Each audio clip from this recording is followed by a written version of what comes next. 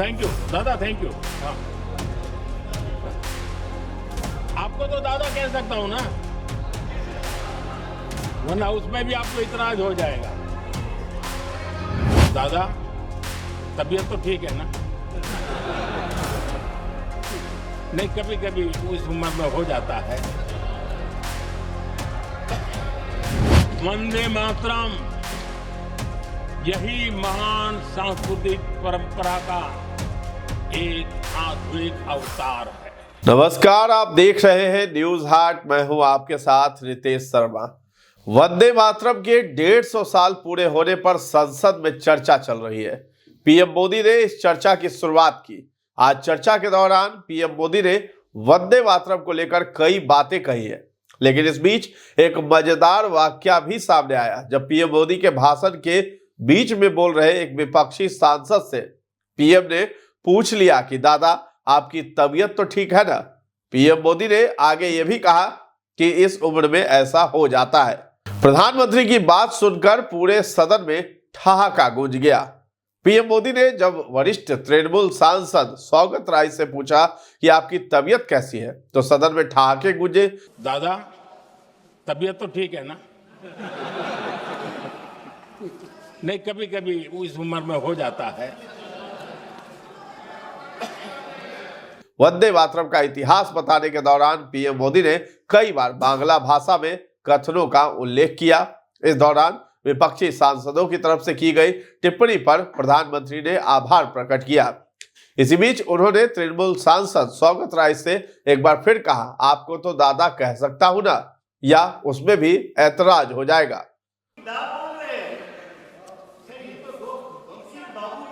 बंकिम बाबू बोले। अच्छा, thank you, thank you, thank you, thank you, thank you. आपकी भावनाओं के लिए मैं आदर करता हूं। बंकिम बाबू ने थैंक यू दादा, थैंक यू। हाँ, आपको तो दादा कह सकता हूं ना, वरना उसमें भी आपको इतराज हो जाएगा। लोकसभा में प्रधानमंत्री की इस टिप्पणी के बाद चर्चा शुरू हो गई है कि उन्होंने ऐसा किसके लिए कहा। हालांकि पीएम के पूर्व के भाषणों और वरिष्ठ नेताओं के साथ व्यक्तिगत संबंधों को देखते हुए माना जा रहा है कि उन्होंने सौगत राय से ही ये बातें कही है। बता दें कि पीएम मोदी लोकसभा में इससे पहले के भाषणों में अधीर रंजन चौधरी जैसे बंगाल से निर्वाचित सांसदों और नेताओं से भी ऐसे संवाद करते रहे हैं। प्रधानमंत्री नरेंद्र मोदी ने कहा है कि बंकिम चंद्र चट्टोपाध्याय ने जब वंदे मातरम की रचना की तो स्वाभाविक ही वह स्वतंत्रता आंदोलन का स्वर बन गया। पूरब से पश्चिम, उत्तर से दक्षिण, वंदे मातरम हर भारतीय का संकल्प बन गया। पीएम मोदी ने चर्चा के दौरान कहा है कि वंदे मातरम की 150 वर्ष की ये यात्रा अनेक पड़ाव से गुजरी है, लेकिन वंदे मातरम के जब 50 वर्ष हुए तब देश गुलामी में जीने के लिए मजबूर था। वंदे मातरम के 100 साल हुए तब देश आपातकाल की जंजीरों से जकड़ा हुआ था। जब 100 का अत्यंत उत्तम पर्व था तब भारत के संविधान का गला घोट दिया गया था। जब वंदे मातरम 100 साल का हुआ तब देशभक्ति के लिए जीने मरने वालों को जेल की सलाखों के पीछे बंद कर दिया गया था। जिस वंदे मातरम ने देश की आजादी को ऊर्जा दी थी, उसके जब 100 साल पूरे हुए तो दुर्भाग्य से एक काला कालखंड हमारे देश में उजागर हो गया। वंदे मातरम ये सिर्फ केवल राजनीतिक आजादी की लड़ाई का मंत्र नहीं था। सिर्फ हम अंग्रेज जाए और हम खड़े हो जाए, अपने राह पर चले, इतने मात्र तक वंदे मातरम प्रेरित नहीं करता था, उससे कहीं आगे था। आजादी की लड़ाई इस मातृभूमि को मुक्त कराने का भी जंग था। अपनी मां भारती को उन बेड़ियों से मुक्ति दिलाने का एक पवित्र जंग था। और वंदे मातरम की पृष्ठभूमि हम देखें, उसके संस्कार सरिता देखें, तो हमारे यहां वेद काल से एक बात बार बार हमारे सामने आई है। जब वंदे मातरम कहते हैं तो वही वेदकाल की बात हमें याद आती है। वेदकाल से कहा गया है, माता भूमि ही पुत्रो अहम पृथिव्याः, अर्थात ये भूमि मेरी माता है और मैं पृथ्वी का पुत्र हूं। आदरणीय अध्यक्ष जी, यही वो विचार है जिसको प्रभु श्री राम ने भी लंका के वैभव को छोड़ते हुए कहा था, जननी जन्मभूमिश्च स्वर्गादपि गरीयसी।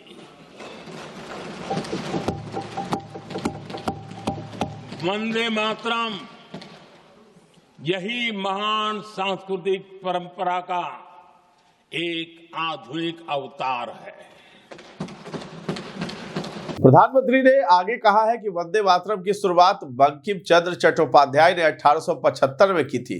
यह गीत उस समय लिखा गया था जब 1857 के स्वतंत्रता संग्राम के बाद अंग्रेज सल्तनत बौखलाई हुई थी, भारत पर भांति भांति के दबाव डाल रही थी, भांति भांति के जुल्म कर रही थी। उस समय उनके राष्ट्रगीत को घर घर तक पहुंचाने का षड्यंत्र चल रहा था। ऐसे समय में बंकिम चंद्र चट्टोपाध्याय ने ईंट का जवाब पत्थर से दिया और उसमें से वंदे मातरम का जन्म हुआ। बता दें कि वंदे मातरम पर संसद में बहस ऐसे वक्त में हो रही है जब पश्चिम बंगाल में विधानसभा चुनाव का पूरा माहौल बन चुका है। पश्चिम बंगाल के मुख्यमंत्री ममता बनर्जी तो पहले से ही चुनावी तैयारियों में जुटी हुई है। बीजेपी तो हर चुनाव ही जंग की तरह लड़ती है, लिहाजा वैसे ही लड़ रही है। ममता बनर्जी के लिए वंदे मातरम भी बड़ा चैलेंज साबित हो सकता है। वैसे तो राज्यसभा के बुलेटिन में सांसदों को जय हिंद और वंदे मातरम का इस्तेमाल नहीं करने की हिदायत पर ममता बनर्जी का गुस्सा भी सामने आ चुका है। उन्होंने कहा है कि क्यों नहीं बोलेंगे, जय हिंद और वंदे मातरम हमारा राष्ट्रीय गीत है, यह हमारी आजादी का नारा है, जय हिंद हमारा नेताजी का नारा है, इससे जो टकराएगा चूर चूर हो जाएगा। लेकिन ये बयान बस एक पक्ष है। ममता बनर्जी का स्टैंड हमेशा नहीं रहने वाला है। ये रिएक्शन सामने आने की भी खास वजह है। वंदे मातरम के साथ जय हिंद भी यहां मुद्दा बना है। ममता बनर्जी के लिए दोनों स्लोगन अलग अलग मायने रखते हैं। असल बात तो यह है कि ममता बनर्जी जय हिंद के कारण ही वंदे मातरम के रोक पर भी नाराजगी जाहिर कर रही है। अगर साथ में जय हिंद नहीं होता और चुनाव का मौका नहीं होता तो ममता बनर्जी के मुंह से कुछ और ही सुनने को मिला होता। बीजेपी वंदे मातरम पर जिस हिसाब से आगे बढ़ रही है और ममता बनर्जी के खिलाफ चीजें जिस तरह से बदल रही है, चुनौतियां बढ़ने वाली हैं। 7 नवंबर 2025 को वंदे मातरम गीत को 150 साल पूरे होने पर भारतीय जनता पार्टी ने देश भर में कई कार्यक्रम किए थे। कोलकाता में बंकिम चंद्र के नाम पर बनी लाइब्रेरी के रखरखाव का मामला भी तूल पकड़ रहा है, जहां से पश्चिम बंगाल विधानसभा में विपक्ष के नेता शुभेंदु अधिकारी को बाहर से ही लौटना पड़ा था। तो घर का बुरा हाल है, बंकिम चंद्र के वंशज भी नाराज बताए जा रहे हैं। 5 प्रताप चटर्जी स्ट्रीट कोलकाता में ये बंकिम चंद्र चटर्जी के घर का पता है। घर के बाहर लगे बोर्ड पर लिखा है, साहित्य सम्राट स्मृति लाइब्रेरी, पश्चिम बंगाल सरकार द्वारा संचालित। वंदे मातरम के रचयिता बंकिम चंद्र चटर्जी ने अपने जीवन के 6-7 साल इसी घर में गुजारे थे और अप्रैल 1894 में यही उनका निधन हुआ। तृणमूल कांग्रेस के सत्ता में आने से पहले लेफ्ट सरकार ने इस घर का अधिग्रहण किया था और 2005 में यहां पुनर्निर्माण का काम हुआ। 2006 में घर को लाइब्रेरी में तब्दील कर दिया गया। तो वंदे मातरम की रचना के 150 साल पूरे होने के मौके पर शुभेंदु अधिकारी ने यहां कार्यक्रम रखा था, लेकिन लाइब्रेरी का गेट नहीं खोलने के कारण उनको बेरंग ही लौट जाना पड़ा। बीजेपी ने आरोप लगाया कि जानबूझकर लाइब्रेरी का गेट नहीं खोला गया था। बंगाल बीजेपी अध्यक्ष समीक भट्टाचार्य ने हाल ही में प्रेस कॉन्फ्रेंस करके लाइब्रेरी की बदहाली का मुद्दा उठाया था और दावा किया था कि बंकिम चंद्र का घर उपेक्षित हालत में है।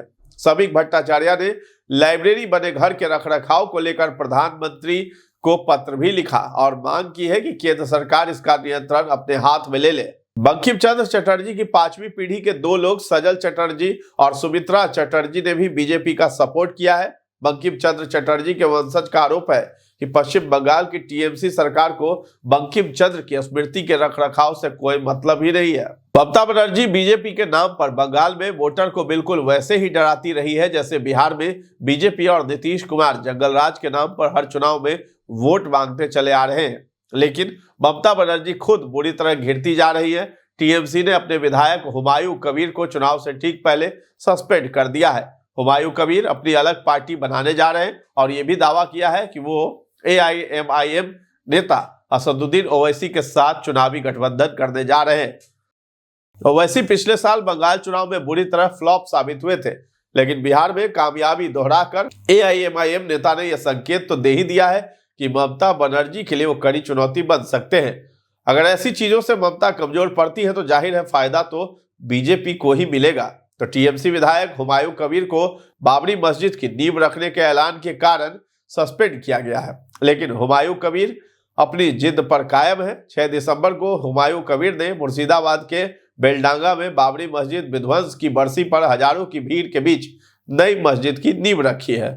तो ममता बनर्जी का जो स्टैंड सामने आया है उसकी खास वजह भी है। बीजेपी नेता अमित मालवीय ने वंदे मातरम पर ममता बनर्जी के स्टैंड को राजनीतिक नौटंकी बताया है। अमित मालवीय का कहना है कि ममता बनर्जी अपने मुस्लिम वोट बैंक को नाराज करने के डर से वंदे मातरम या भारत माता की जय कहने की हिम्मत नहीं करती है, अब कैमरे के सामने गुस्सा जाहिर कर रही है। तो कुल मिलाकर वंदे मातरम का मुद्दा ममता बनर्जी के लिए आगे कुआं और पीछे खाई जैसा मामला है। चाहे वो सपोर्ट करने का फैसला करे या फिर विरोध का, दोनों ही परिस्थितियों में उनके लिए बराबर मुश्किल है। अगर वो विरोध करती है तो बंकिम चंद्र चटर्जी की वजह से बंगाली समुदाय खिलाफ हो जाएगा और खुलकर सपोर्ट करती है तो टीएमसी का मुस्लिम वोटर और बीजेपी को ममता बनर्जी के लिए इसी आपदा में अपने लिए अवसर नजर आ रहा है। तो फिलहाल इस खबर में इतना ही है। न्यूज हाट के साथ बने रहें और अभी तक हमारे चैनल को आपने सब्सक्राइब नहीं किया है तो जरूर कर लें। धन्यवाद।